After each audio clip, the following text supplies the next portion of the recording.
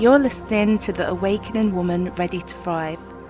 I'm your host, Florence Agpabi, and this is your space to return to your truth, your rhythm, your power. Let's begin. Okay, so welcome back to another episode of the Awakening Woman podcast, Ready to Thrive. I'm on the call with Denise Drinkwalter. Denise is the host of the Thrive After 45 podcast, and she's a passionate midlife renewal coach. She has over 30 years in education, including 15 years as a school administrator. So she brings deep experience in leadership, growth, and personal development to the table. After retiring from her career in education, Denise transitioned into coaching to help women in midlife reconnect with themselves, rediscover their purpose, and step boldly into their next chapter.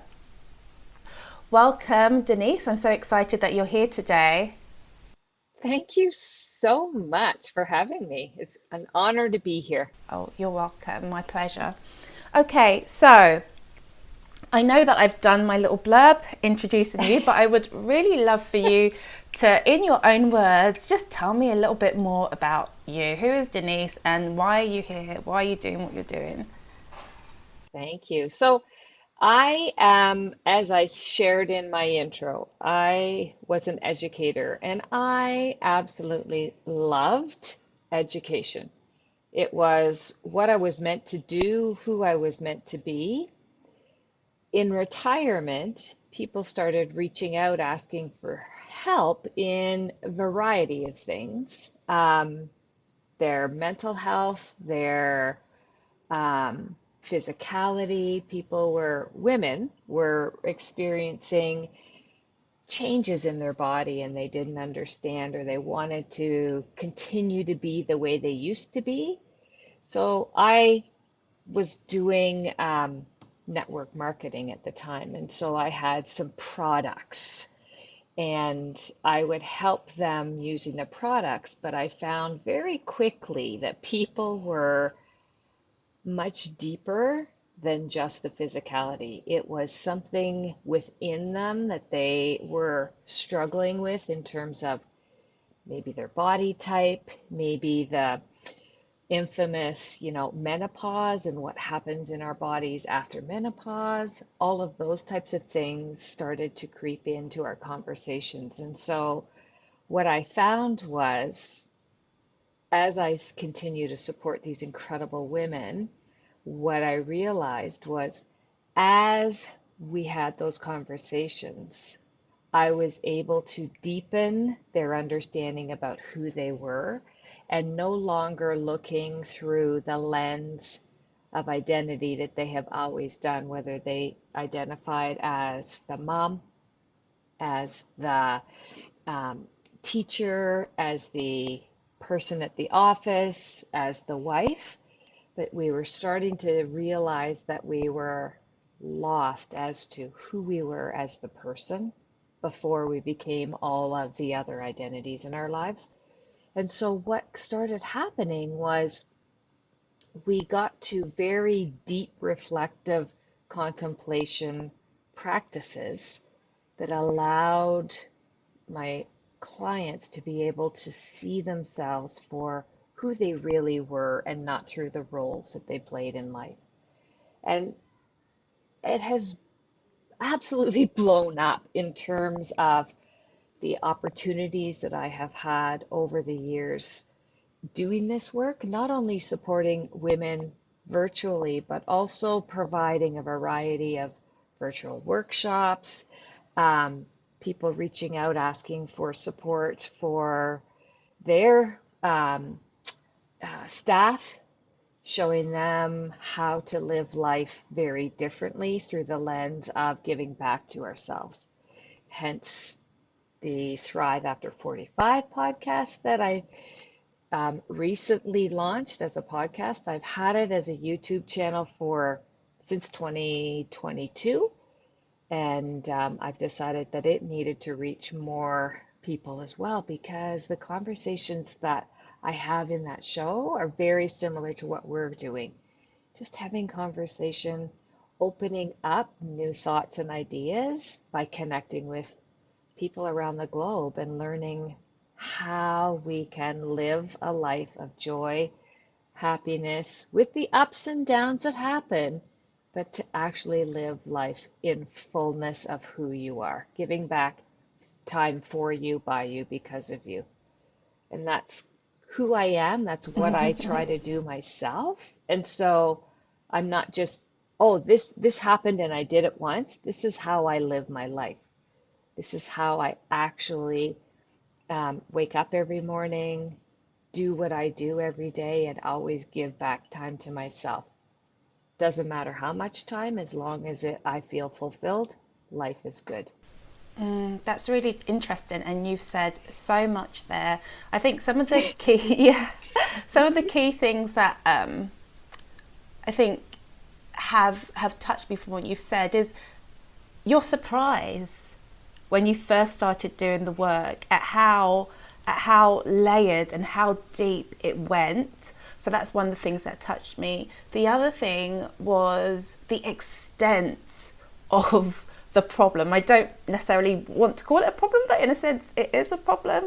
You know, the extent, how far reaching it is, the kind of systemic quality of it. And the last thing that has really touched me is how you've said that you've kind of really began to embody it over the years. Maybe you didn't start off knowing that's what you were doing, but with awareness and over time, it's become part of who you are and what you do. I'm going to invite you to talk about any and all of those in whichever order you want to, whatever feels like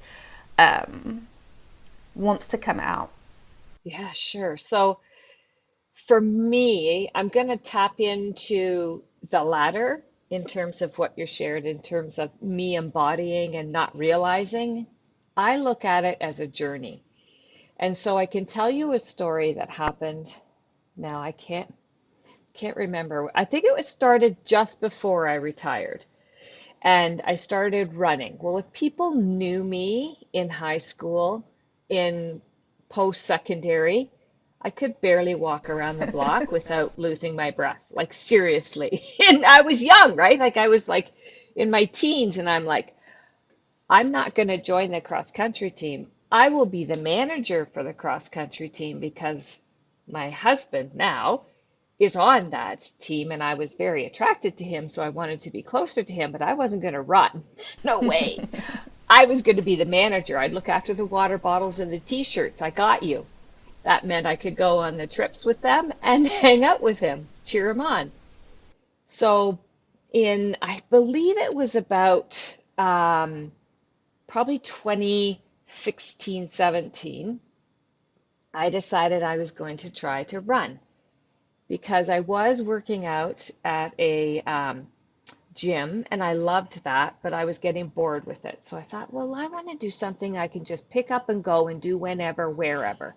Oh, that would be running. And I'm like, oh, great opportunity. So I actually, knowing myself well enough, I decided I needed a goal because I'm always good at attaining goals that I set. So I set a goal to run in a race because I thought if I just run for the sake of running, I'm going to quit. So I had a goal, and so I signed up for a 10-kilometer run. So picture this, somebody who can barely go around a block signed up for a 10K. So I had to figure out how do I do this. So I did research. I figured out different apps that I needed. I got it all together. I went to go and run this 10K race.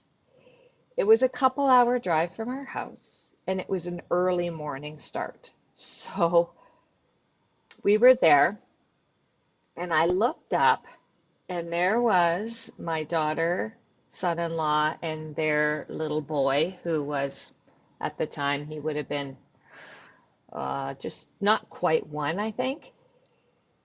And I started tearing up. I'm like, what are you doing here? Like, it was so, because I didn't know they were coming. It was a Mm. surprise. They wanted to cheer me on. And I was like, what's going on? Like, and my son-in-law said, I do not want our grandchildren to miss things like this. You are teaching so much by doing what you've done, and we're here to support you. And I think it's amazing that you are looking after yourself in this way and doing this. Like it's incredible, and we're here to support you.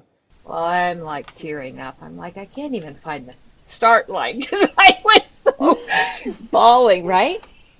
But it was in that moment that I realized, when you start doing things for you, by you, because of you, Mm. the impact that that can have is way wider than what you can do by having support and try to teach people what's possible, what you can do. If you model and give back that time for you, by you, because of you, the impact I know can be wider, deeper, and more encompassing. So from that day on, I have taken a new addition into my life, and that's giving back to me. And I look at that as priority now, where I never would have done that priority before. Wow, I love that story. There's so much there. Um, okay, so what do you think? Actually, if you can clarify what you mean by giving back to you, what does that mean? It means not thinking about the impact of doing something and how other people will benefit from that. It's like actually doing something for you, by you, because of you, not for any other reason than just for you, Okay. which I find super challenging for women in particular, which is why I do the work that I do.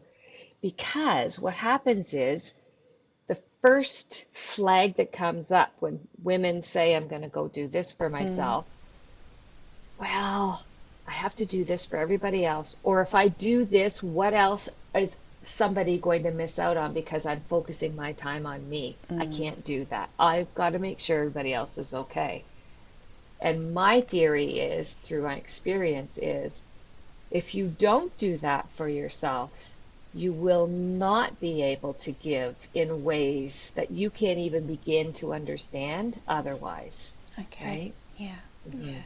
Okay. So what I'm hearing is that it's not just about the doing of the thing, which is important. I'm not saying that it's not. I'm not belittling that. Like that has immense value in ourselves because it rewires our brain, it rewires our nervous system, and it untangles some of that conditioning that we have around prioritizing ourselves.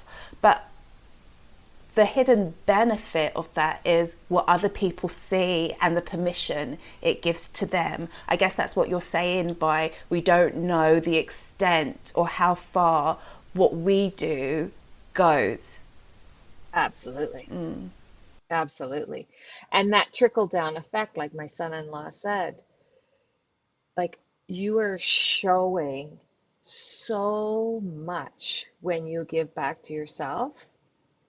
And this is your thing. It doesn't mean that we have to go and do this, but you're showing the importance of looking after you, right? Let's break that down a little bit because that is Hmm. so important. So, what you mentioned a few things, some of the obstacles that come up, where, particularly with women, when it comes to doing something just for you. Can you speak a Hmm. little bit more about why you think that is, and what, and maybe elaborate a bit more on what those blocks are? I find consistently with those that I support, with those that message me back in the newsletter, that kind of thing, is that, but if I do something for me, that is self-centered, that is egocentric, and I don't want to do that. I am all about giving. I feel good when I give to everybody else.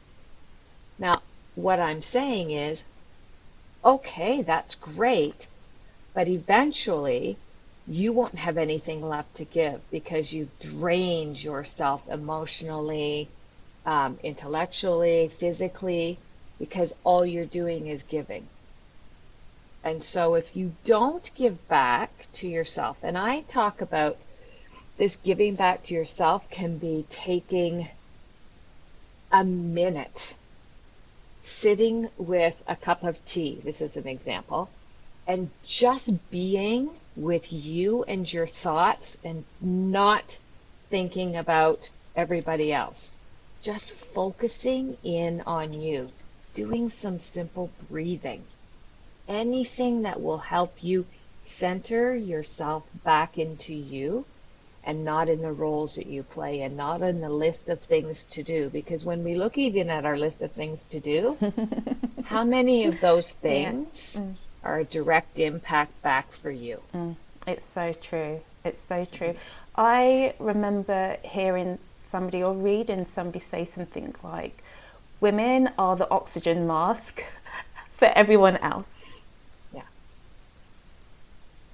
And when we have that huge a task, if we don't look after ourselves, it's going to unravel somehow, somewhere, at some point. Yeah. And I think we can even see that happening. I mean, we don't really have to look far. We can already see it happening. You know, women are burning out. Mental health issues are rising. I mean, there's always been mental health struggles for women, especially once children are introduced into the equation. I know I had my child during lockdown, and it was so difficult. A first child, first becoming a mum first time, and it was so difficult.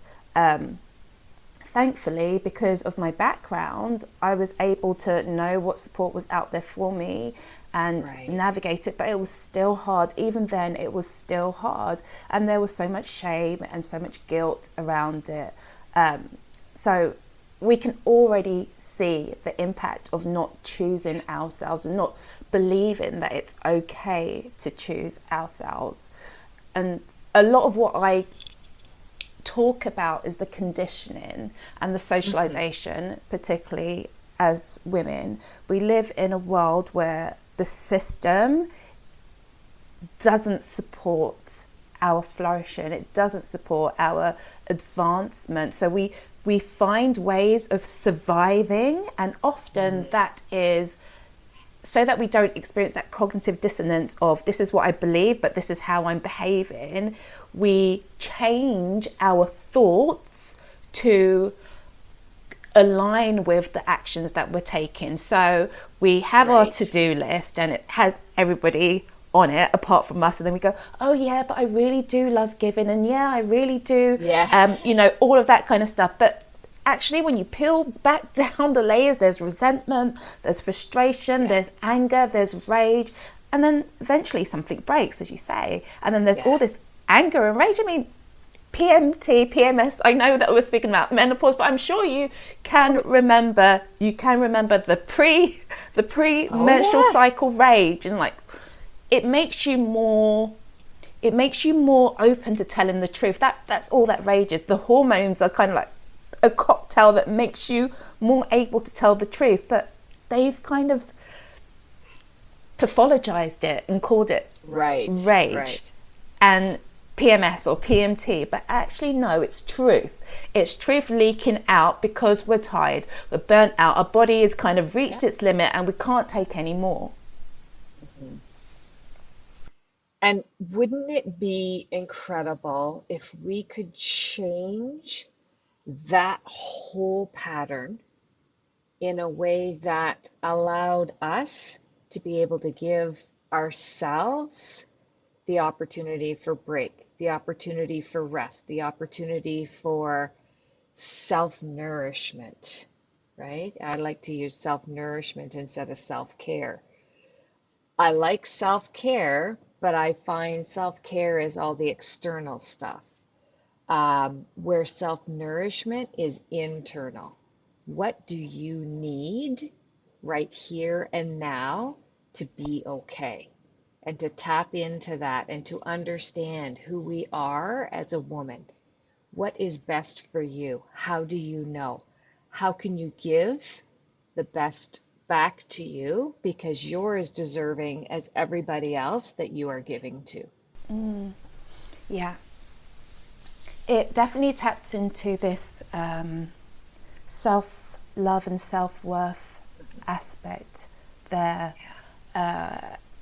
I know so many women struggle with this, and we hear about imposter syndrome, and it's something that women in particular struggle with in comparison to men because of the way that they've been positioned throughout their lives. So yes, being able to change the narrative or change the way that we behave so that we can put ourselves first is huge. Yeah. It is such a big boulder, and I'm chipping away bit by bit by bit. And that's why I do what I do, because I know in my heart of hearts, I consistently have conversations with women who, well, I should have, but I didn't, right? Even their language is giving away. It's like, whoa, let's change. Let's think about how we can make that, just tweak it a little. Instead of saying I should have, we can say I get to, right? Possibilities. So, as you know, this podcast is called The Awakening Woman Ready to Thrive. I would love for you to, in your own words, tell me what you understand by the concept of the awakening woman. I love that question, by the way. I think the awakened woman is the one who begins to understand that their value, their purpose, and their desire to learn more about who they are is the beginning of the journey of an opportunity of a lifetime. Can you relate that to your own life, or maybe something that you've witnessed in your clients? For sure. I see it within myself, and I look at it as, instead of coming at life from, well, it's supposed to look like this, or I know about this, I come at life more through a lens of curiosity. So when I feel, I look at it as like a back on a dog, when they're like off center and their hair goes up. When I get that little hair on the back of my neck going up, I take a breath and I have to go, I need to get curious about this. What is the rub that's going on inside of my body that's giving me this response? Is it conditioning, or is it something that's really uncomfortable for me? And pulling that apart and getting curious around it instead of just coming up with, well, I have to do this and this is the answer and that's what I'm going to do. Boom, boom, boom, which used to be very much my way, you know? Very structured. I need answers. I need to figure all this out. There's a black and a white. Well, now I know that life is very fluid and connections happen all the way along, and it's up to me to be the awakened one to see, feel, and witness all of it and make sense of it for me through my growth journey. Okay, so what I'm really hearing back from you is two words really: reactivity and embodiment. So it's kind of like the opposite side. So there's this reactivity that we enter into when when we're moving through life. We're responding very, very much instantly and not taking time to really think about the many, many ways that our body is communicating with us about a situation, and you gave the example of the hair on your neck standing up, and that kind of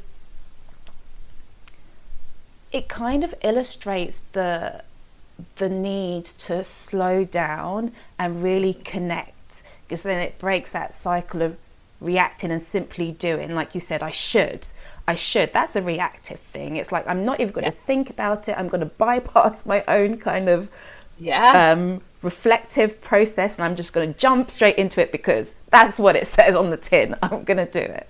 And what you're saying is actually that pause, that sacred pause, is an opportunity, an invitation to get curious, to begin to, I guess, take ownership of the situation. So it's not reactive. It becomes a choice then. It becomes an awareness. Okay, this may or may not be conditioning. It may or may not be something that is really how I feel, but I'm going to begin to understand myself in this situation and move forwards from that.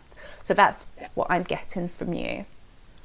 Yeah, I would absolutely concur with that, and I think that is a tip of so much more that is actually involved in what I believe is awakening, because I think awakening is more than just the mind. I think it's the heart, the soul, the body, the spirit, all of it, right? Yeah, I agree.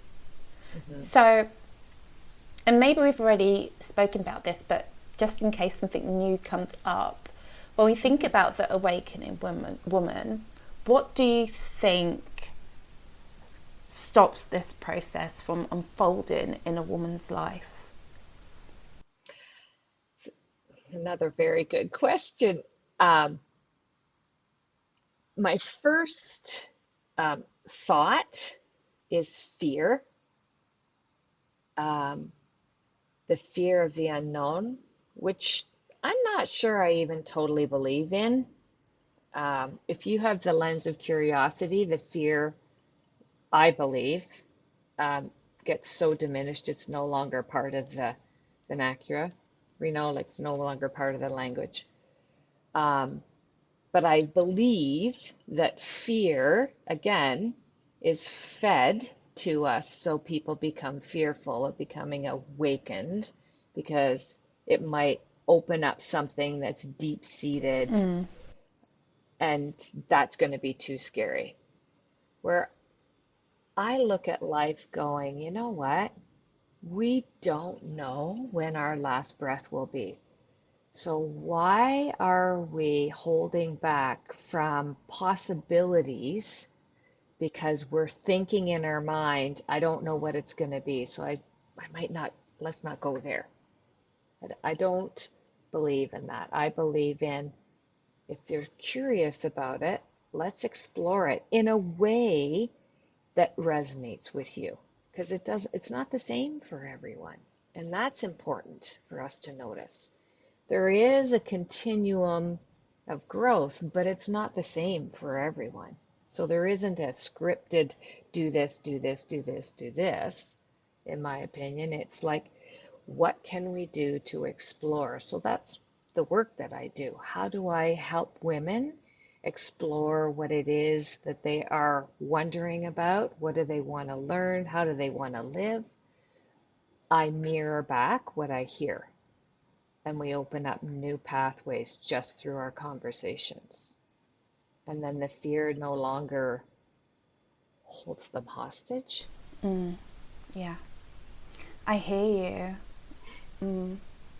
So the thing with fear is really about control, don't you think? So it's, especially when we think, well, life is so big, right? Life is so big, you know. If we're handed a roadmap, there's a part of us that wants to hold on to it, especially if somebody's guaranteed, this is the route that you're going to take and this is where you're going to get your happy ending, you know. Do the 9 to 5, get married, have your children, whatever, that's the roadmap. Mm-hmm. And then maybe there's something stirring inside of you that's questioning the map that you've been given. Mm-hmm. And then the fear comes up because you've got that dissonance again, those two parts of yourself. Right. Yeah. And you hold on to the map because that feels like something you can control. Right. Yeah. But it's interesting because there's falsehood in that big time, because I look at it as we should have happy every day. And if we don't have happy every day, then we're failing ourselves. So that's our starting point. Because if you're looking for happy, you won't find it. Because it's not lost. It's already there. You're just not using it. You're just not uncovering it. That's so powerful, Denise. I just want to stop and honor that because that's so powerful. This idea that happiness is an elusive thing. I came from a Christian background. I don't know whether I shared that with you. I'm not even sure of or if you do have a religious affiliation or not. But one of the things that was always kind of made apparent to me was happiness is not a thing that you kind of search for or should even desire as a Christian. Just be happy with joy. Joy is like, no matter what the circumstances is, just as long as you've got joy, you can find joy in that situation. And there is a truth to that.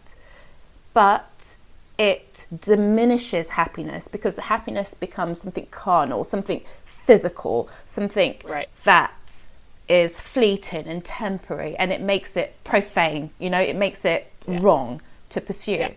And that, there's a whole load of stuff with patriarchy and religion and, the conditioning of how we should move and breathe through life.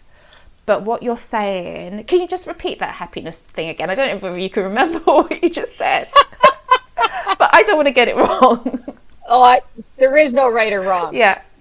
There is no right or wrong. So my recollection of it is that we should be happy every day, and if we're not happy every day, there's a problem. There's a problem. Yeah. And to me, that is huge, because what are we waiting for?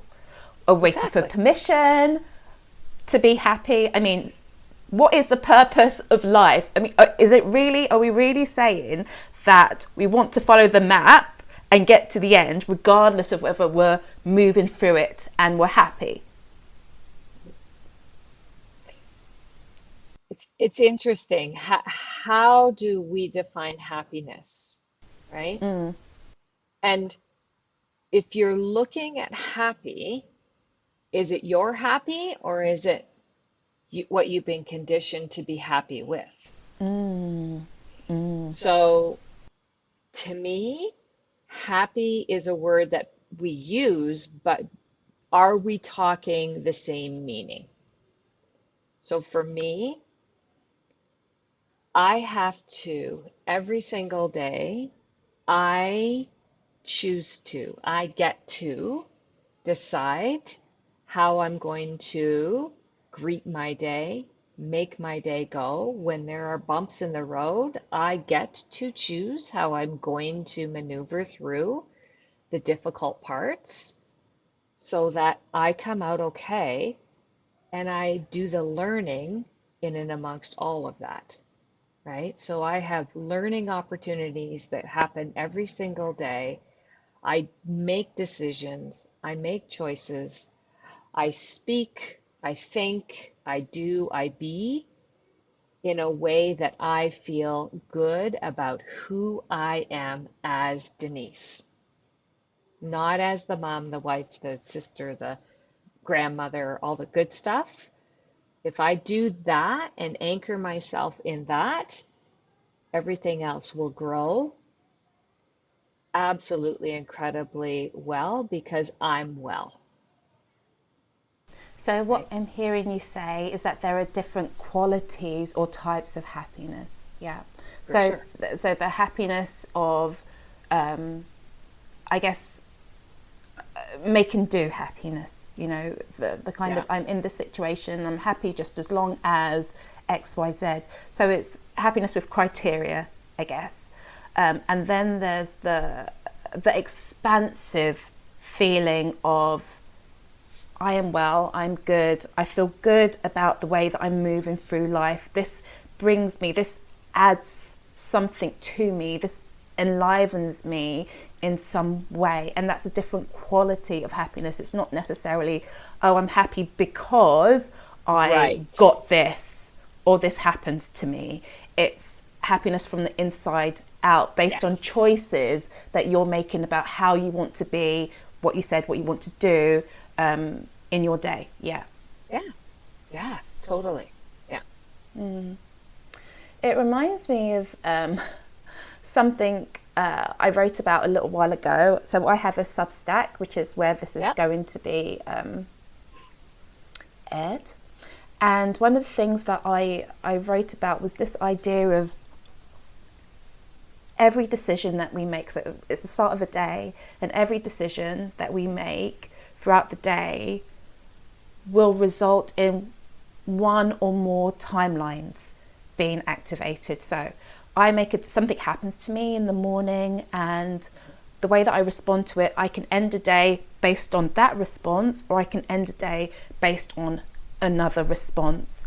And it's the accumulation of those conscious choices of who I'm going to be every day, not necessarily about getting it right, because as you said, it's not about right or wrong, it's about the learning, right? It's about the awareness and the understanding.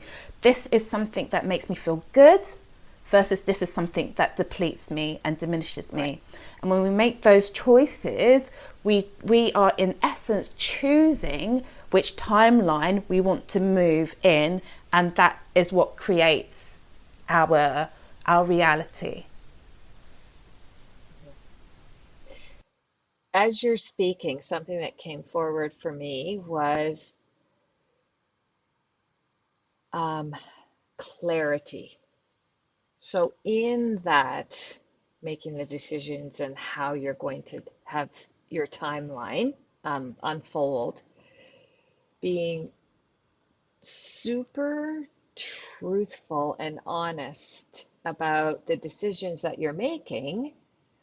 Are they truly for best for you, or are they also impacted by thoughts and feelings of others, so that you twist yourself a little bit so that other people benefit? Like, which lens are you going to use to look through that timeline decision making with? Yeah, Right? that's why it's so important, as you said, to be anchored in our own knowing, and to be aware of those, you know, those subtle nuanced sensations we have in our body. Our body is an amazing tuning instrument. You know, that's why I mentioned about embodiment. It's you know, for me, sometimes something will happen to me, like I'll be walking down the street and I'll get a little spooked about something. Maybe somebody's walking too closely to me or something, I don't know. And I will feel like something in my stomach, and it will let me know, actually, that was uncomfortable for me. I didn't like that, you know. And that's the kind of awareness that builds our sense, our relationship and interconnection with ourselves. So much of the time as women, we are so outwardly focused and so reactive that we are not even aware of the communication that's happening in our body all the time. Yeah, that's a great point. Totally. Yeah. So tuning into that is very powerful. And I think what also it does, it fosters ownership.